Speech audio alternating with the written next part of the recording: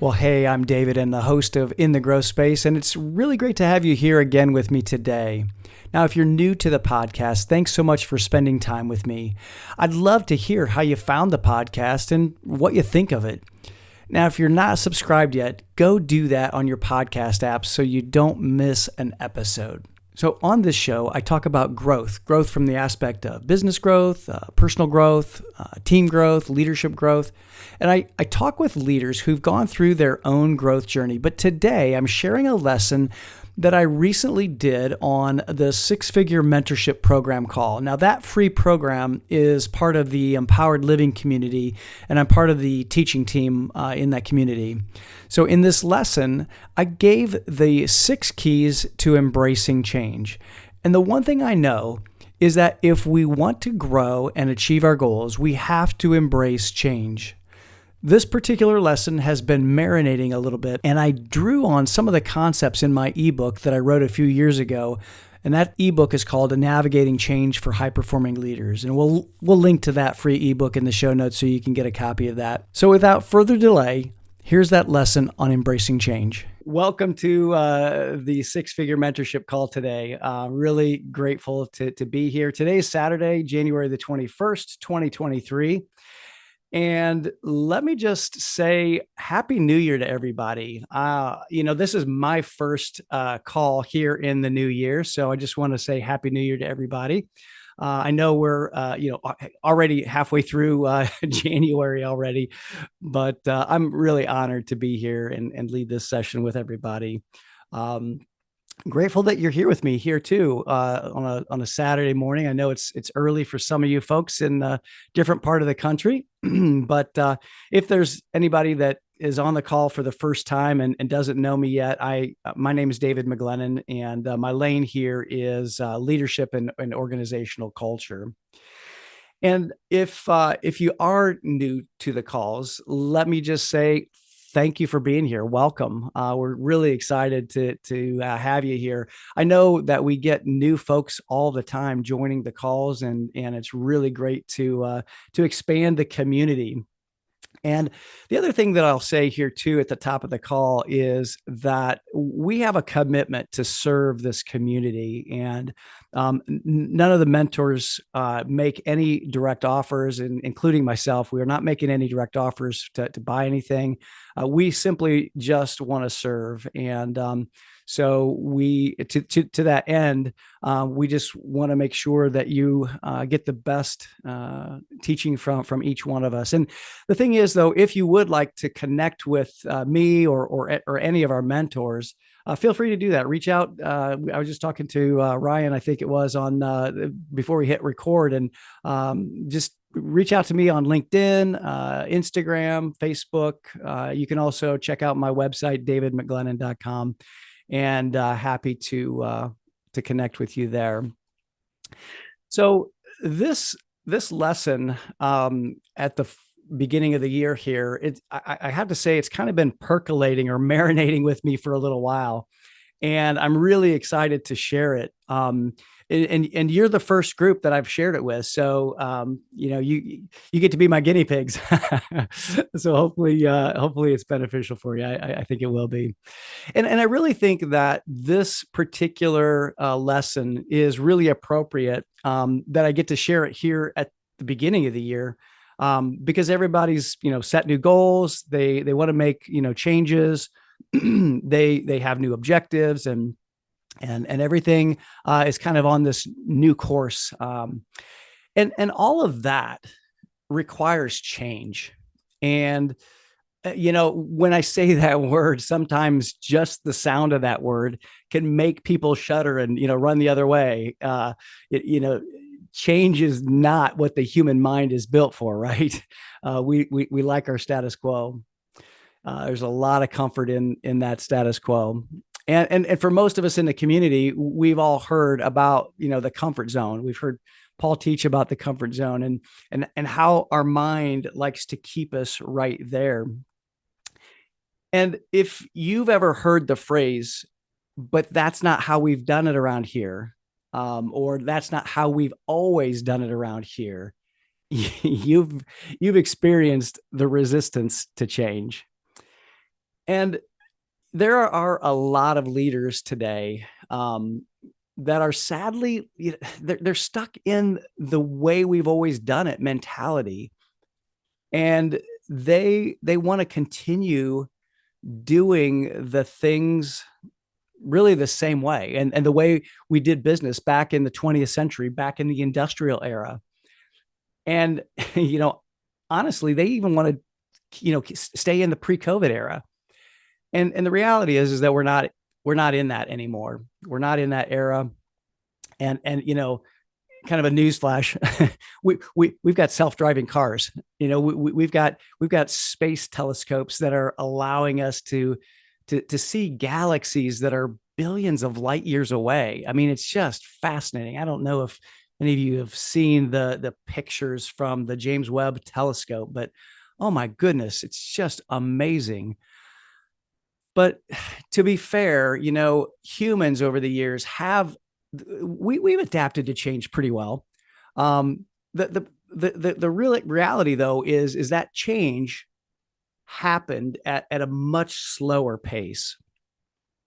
Now, according to Eric Teller, who is the CEO of Google X Research and Development Lab, on average, the rate of technological change is now accelerating so fast that it's risen above the average rate at which most people can absorb all the changes.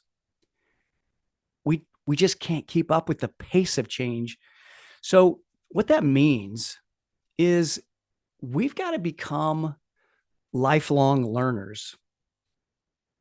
And it also means, quite frankly, that communities like this one, they're more important than ever, especially if we want to stay relevant and really continue to grow our own companies and grow ourselves.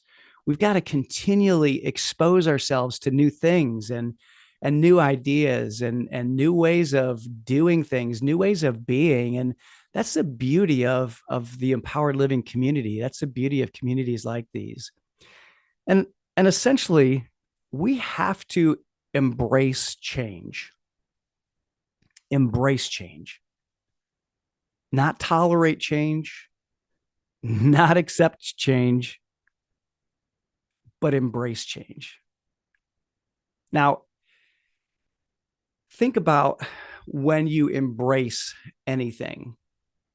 If you can kind of picture in your mind's eye, you're moving towards it. When you think of an embrace, you're grabbing onto it. You're pulling it close to you. If you could see me right now, I've got my arms out. I'm like, grabbing a hold, giving something a really close hug. You're pulling it close to you. And if we're going to achieve the goals that we've set for ourselves this year, and if we're going to make a difference in the world, we have to embrace change. And let's face it, change can be scary. It can be scary if we approach it that way. It can be difficult if we tell ourselves the story that change is hard. But change can also be energizing. And I think it can be exciting and it can be uplifting. So at its core, embracing change is really all about learning to become uncomfortable and having an adaptive mindset. Now, there's a story that I thought of as I was formulating this lesson, and it takes me back quite a ways in my life, and honestly, from as far back as I can remember, I have had opportunities to make change. We all have, right? I mean, we've all had opportunities to make change, and one of my earliest memories that I can point to where I noticed that I started making those changes in my own life and directing those changes. And I was in junior high school, And I know even by saying that phrase, I'm dating myself here because I know that now today it's called middle school, but that time in young people's lives is really pivotal, and it was for me as well. And there was this time in junior high school, um, when it was at the end of my ninth grade year, and I went to a jazz band concert. I was in the band, and I went to a jazz band concert at the high school where I was going the next year. And so I wanted to kind of see what it was like at that level.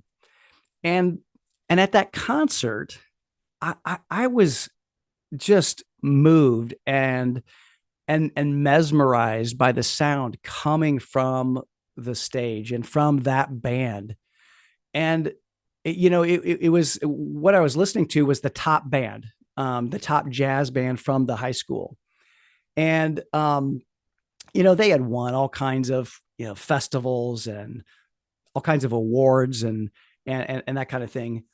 And I don't know honestly why, but it was right then and there that I visualized myself on that stage in the future. And I can see it like it was yesterday. I was in the balcony. I was a little bit to the right side of the balcony, and I was looking down at the stage, and I was seeing all of those young people performing and playing jazz like I had never heard it before. And at that moment, I visualized in my mind myself being on that stage. And not only just on that stage, but playing solos and leading the trumpet section. I was a trumpet player. And I was part of that elite jazz band, if only in my mind at that point. But if I'm honest, in order for me to realize that dream, in order for me to actually make that dream a reality, I had to navigate a lot of change. As you can imagine, in ninth grade, I had to change my practice habits. I had to change how I managed my time. I had to embrace change. So what does that all mean then for the times that we're living in here in 2023, and as we embark on this new year, and as we really want to embrace change, how do we do that practically? Well, I'll get to the practical parts of it here in just a moment, but let me just say, at this point, we have to recognize that there are several kinds of change, and each one of them has its own unique challenges. But first, if we take a look at change, the first change that I see is just natural change. And what I mean by that, these are things that just happen with the passage of time. It's the natural seasons. One just flows into the other because of the passage of time. Winter flows into spring, which I know for some of us, we hope that happens a lot faster right at this point. But that spring then moves into summer, and summer moves into fall, and it just, the passage of time and natural change happen because they're part of the natural laws of the universe. And then there's directed change. And this is the kind of change that I think that we're all working with at this point in the year. We've identified a goal, or we have an objective, and we're working towards it, but it's requiring us to change. We choose the change, and we chose the change, and we're directing that change. So we're making it. We're making the change. And then the third kind of change is the one that we all probably don't like a whole lot, and that's the forced change. It's when something that's outside of our control directs the change in our way that we didn't choose. it's just not necessarily natural change, and it's not directed change. And it oftentimes happens abruptly and suddenly. So how do we then embrace change? What's the practical process to move towards it, whether it's natural change or directed change or forced change? Now, unfortunately, I don't have the time to go into the details of each of these, but I'm going to focus today on directed change, because I really think for the most part, most of us here we're working on something, and we're working towards something that requires us to change because we want something different. So the practicality is that we have to start with why. And those of you who know me know that I love Simon Sinek, and I love his cornerstone book on connecting with why and starting with why. Because, if we're going to embrace change, we have to connect with why it's important to us. Why is it important to us? Why is it important to me to achieve the goal that I've set? In the business world, we have to ask ourselves, why is it important for us to do things differently and achieve this result? Maybe, in the business world, I know so oftentimes as leaders, we have to take a look at the costs of things. And maybe we want to avoid the cost of high turnover. I mean, that's an exorbitant cost. So perhaps we have to pay more attention to the well-being of our people, which of course is our most important asset. Or maybe we have to invest in our people and help them grow as leaders. And that's why it's important. It's important for us as a business to grow. So we have to do these things because we want to grow. We want our company to grow, and or maybe even we don't want our company to fail, but we want our company to thrive. We have to ask, why would we want to change our culture? Why do we want to expand and grow? What's behind that desire? And really, I think at the end of the day, it's all about our mission. What are we in business for? What are we leading for? And by connecting emotionally with that why, we're going to take the first step towards embracing change. And you've often heard Paul talk about the fact that we buy on emotion and justify with logic, right? The thing is, we embrace change the exact same way. When we connect with our why, that's going to help us buy into the change that we're seeking, or buying into what's required. So connecting with our why, I think, is really foundational for embracing change. Then the next element in embracing change is taking baby steps towards it. Now, if you've not read the book Atomic Habits, you definitely need to. I know that I can't remember, it might be Michael Schultz is doing a mastermind around James Clear's book Atomic Habits. I don't remember. Maybe somebody can can remind me. But that book is amazing, and the book's premise is all about creating the smallest gain towards our desired outcome. If we can make just a 1% improvement today, and then a 1% improvement tomorrow, and just continually make those little changes, that's the part that will help us move forward in embracing change. That'll get us moving towards that embrace. And honestly, I think that this part of embracing change is why New Year's resolutions fail, and why a lot of times, our big, hairy, audacious goals don't get achieved, is because too often we want to take too big of a bite of the goal. We want to take too big of a step because we think that taking a small step isn't going to get us there.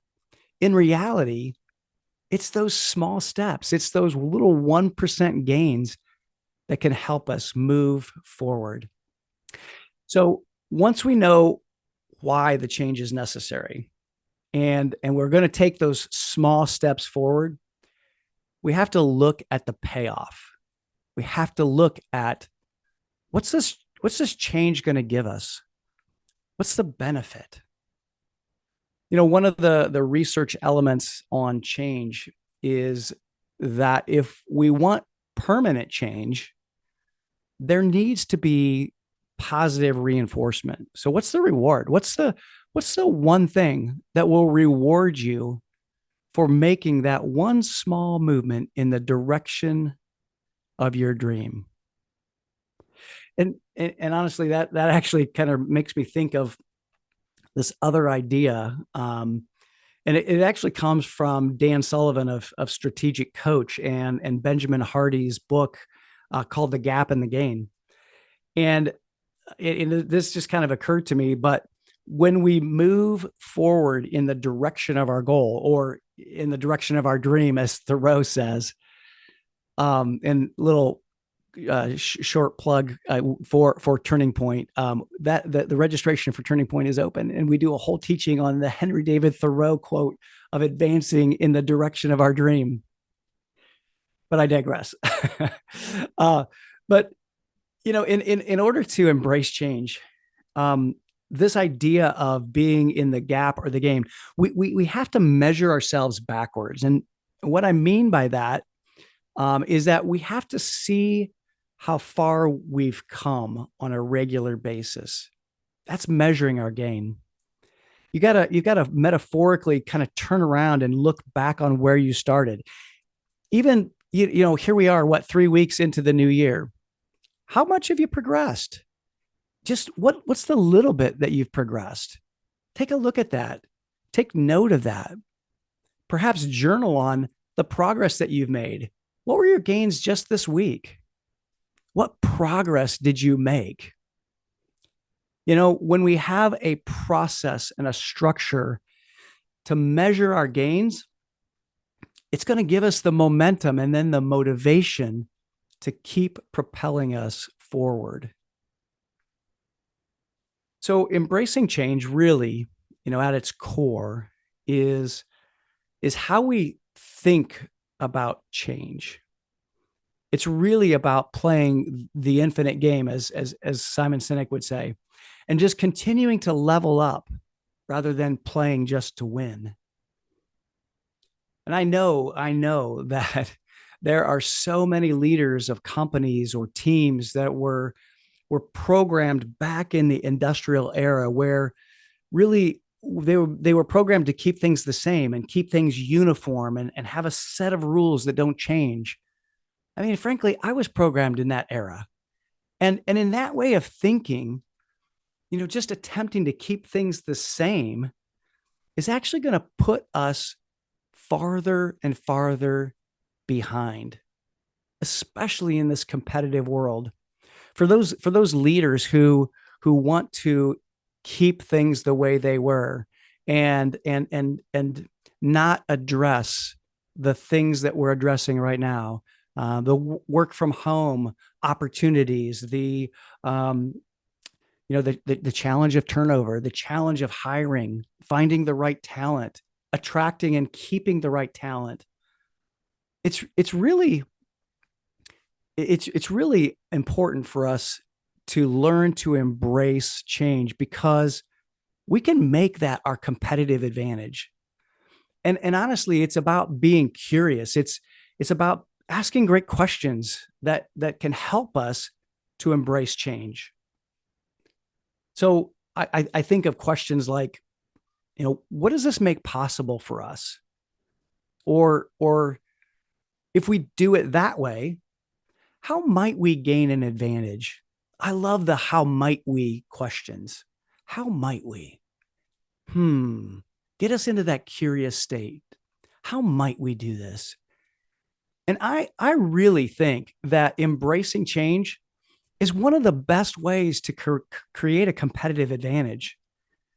But it takes an openness to learning and being willing to be curious. When I work with organizations in defining their culture, one of the cultural fundamentals that often comes up is a behavior that's defined as check the ego at the door. And what that means is it's just having a willingness for each of the team members to set aside their own agenda and have a willingness for the team or the company to win. And it's again, it's just setting aside our own agenda in greater service to the organization or to the team.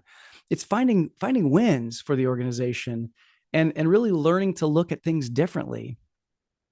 And that takes a lot of emotional intelligence and a lot of awareness. And, it takes a lot of embracing change. So here's a couple of questions I think that we can use to just help our, coach ourselves, or maybe even our team. If you're a leader of a team and you want to, have the members of that team, check their ego at the door. Think about these questions and maybe just ask these questions as you begin a session to think about ways that you're going to embrace change or entertain change. So think about what's best for the team or the company. What is best? What is best? What improvements could we make as a team to help people become less worried about their own status and really stay focused on the big picture? And here's one of those how might we questions again. How might we achieve organizational success here? How might we achieve organizational success here? Not individual success, organizational success. Those how might we questions are just so powerful. And when we think into those, it really helps us move in the direction of embracing change. And one of the things that I've had to do a lot is suspend my pre-programmed ideas of really the best way to approach change. And I've seen such huge benefits for myself, my own team, of gaining, input from a variety of people and getting a number of different perspectives from people, and really even just tapping into my curiosity.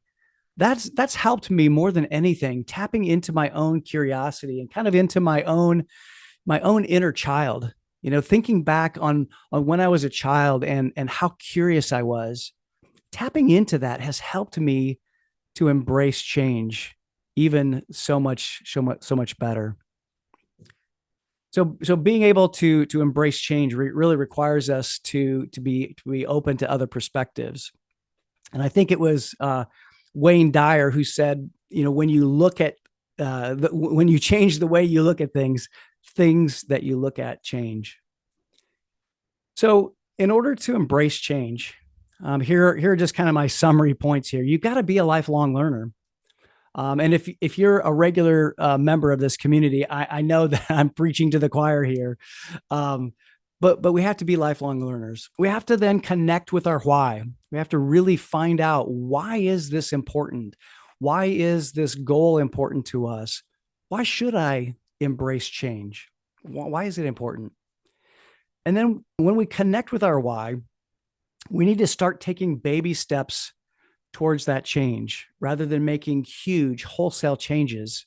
Now, I know that sometimes, it's important to make huge wholesale changes, but if we want to make lasting changes, those little baby steps just help it happen so much easier.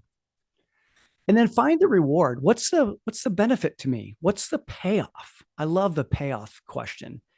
If I go to the gym today, how am I going to feel at the end of the workout? Even if I don't feel like it right now, what's my payoff?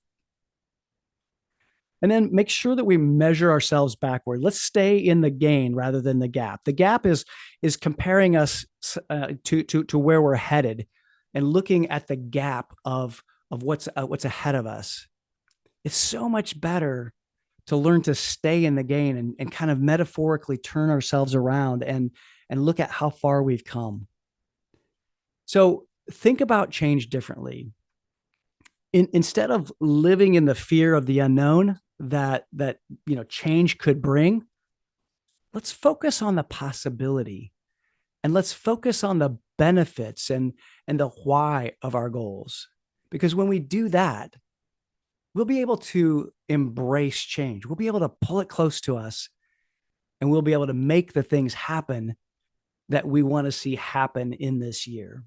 Well, I hope that helps inspire you to embrace change and think about it differently and even relate to it differently. I know that if you do, you'll have amazing growth results.